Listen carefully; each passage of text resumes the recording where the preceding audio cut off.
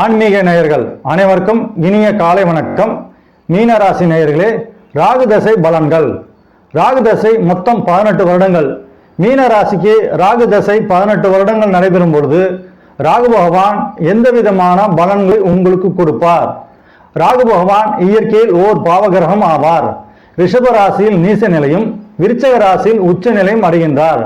அதாவது உங்களுடைய ராசிக்கு 3ஆம் வீடான ரிஷப ராசியில் நீச நிலையும் உங்களுடைய ராசிக்கு 9ஆம் வீடான விருச்சக ராசியில் உச்ச நிலையும் ராகு பகவான் பெறுகின்றார்.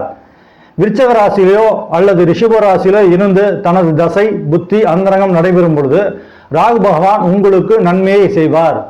பொதுவாக இயற்கையில் ராகு பகவான் பாவகிரகம் என்றாலும் கூட ராகு பகவான் நீங்க பிறந்த ஜாதகத்தில் லக்னத்தில் இருந்து 3, 6, 10, 11 இந்த ராசியெல்லாம் இருக்கும்போது ராகு பகவானுடைய தசா புத்தி அந்தரங்கம் நடைபெறும் பொழுது ராகு பகவான் உங்களுக்கு நன்மையை செய்வார்.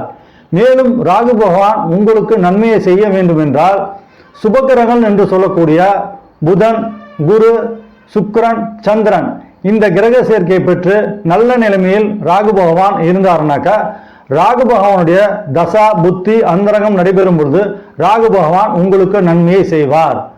ராகு பகவான் இயற்கையில் பாவகிரகம் என்றாலும் கூட தனித்த நிலையில் என்றாலும் கூட ராகு பகவான் உங்களுக்கு நன்மையை செய்ய வேண்டும் என்றால் ராகு பகவான் நீங்க பிறந்த ஜென்ம லக்னத்தில் இருந்து 3, 6, 10, 11 இந்த ராசியெல்லாம் இருக்கும்போது ராகு பகவான் உங்களுக்கு நன்மையை செய்வார். ராகு பகவானுக்கு நீங்க செய்ய வேண்டிய பரிகாரம், செவ்வாய்க்கிழமையும் வெள்ளிக்கிழமையும் துர்கை அம்மனுக்கு விளக்கேற்றிட்டு வாங்க. மேலும் உங்களுடைய குலதெய்வ வழிபாடு இந்த 2 மட்டும் நீங்க செஞ்சுட்டு வந்தீங்கன்னாக்க ராகு பகவானுடைய தசா புத்தி அந்தரங்கம் நடைபெறும் பொழுது ராகு பகவான் உங்களுக்கு நன்மைகளை வாரி வழங்குவார். நன்றி.